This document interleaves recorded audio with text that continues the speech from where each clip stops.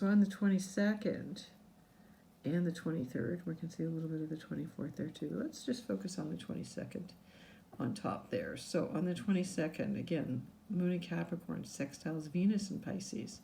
There's that amazing lineup. You can see it in the sky of Jupiter and Mars and Venus and Saturn, I believe, in the sky. A very rare alignment to see Jupiter, Venus, Mars, and Neptune. I mean, you can't really see Neptune, but they're all lined up in the sky. So Moon sextiles Venus in Pisces. This is very creative. It's like you can get down to doing some good creative work there. It's good for dreaming. Can be dreaming about things from the past, about your father, about structure, about discipline, about things you have to do. It is Earth Day, April 22nd, so we want to love the Earth. It's always nice when the moon's in Capricorn. It is the last of the Earth signs. This is where we need to protect the Earth. The moon trines Mercury in Taurus. And so again, very concrete thinking, stubborn, sensuous. Taurus is like the Garden of Eden. So what can we do to love Mother Earth more? I think a lot of it is our attitude, just to remember her, to pray to her, to lay down on her, to walk barefoot on her, to stop ripping things out of her, crystals, oil, stop raping and abusing her. The moon sextiles Neptune in Pisces and Jupiter in Pisces because they're still very close together. So again, this is good for imagining, for spiritual work, for sending energies to heal the earth, to witness the earth. Makes me think of the Buddha. When he became enlightened, he touched the earth. That was his witness.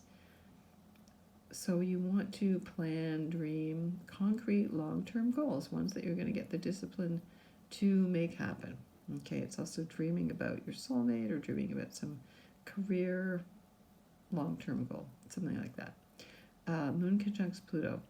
Always a powerful aspect when that happens, 11:53 p.m. Eastern Daylight Time, again, just before sleep. So you might be dreaming about powerful people. There could be scary things, nightmares, beings chasing you. It's the underground, the underworld. And then the moon is void, of course, there in between signs, and it doesn't enter Aquarius until 11:17 at night. That's Pacific Daylight Time.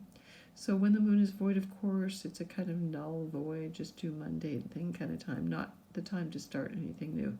The moon won't enter Aquarius until the 23rd at 2:17 a.m. So there's a few hours there. It's good for meditating, or it's late at night, of course. Unless you're a night hawk, it's a good kind of dream time. The moon squares the sun in Taurus there, 7:56 a.m. You can see that's Eastern Daylight Time. So again, moon square sun.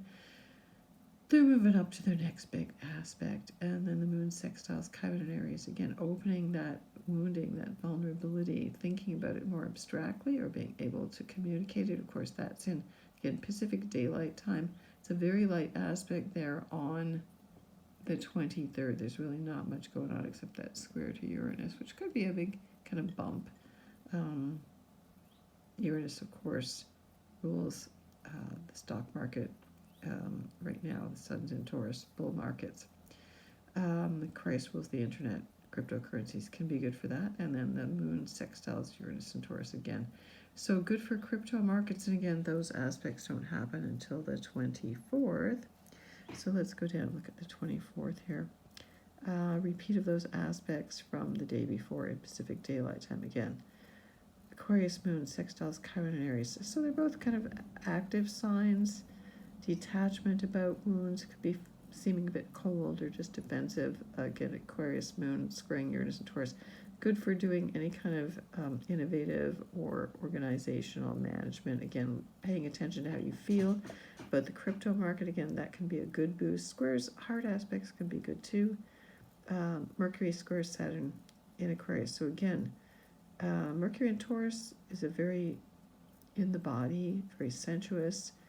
Saturn rules Aquarius. So again, we're thinking with our bodies, but in a very lofty way, in an innovative way, in a radical way. And then Mercury sextiles Neptune and Pisces. Again, this is a very nice, very beautiful, romantic kind of aspect. Venus is in Pisces, which she is considered to be exalted at, and she rules Taurus. So this is kind of a nice even though they're not an aspect here, just a nice aspect by sign.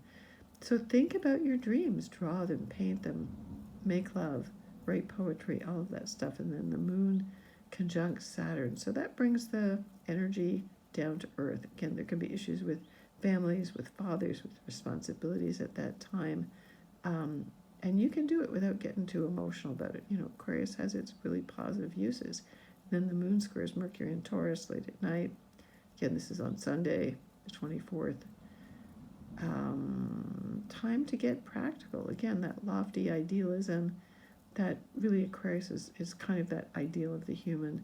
You need to get down, do some gardening, get dirty, get in the dirt, do the practical, stubborn, sensuous things, get back into your bodies. And then the moon goes void, of course, at that time. So giving you a little preview of the next few days here.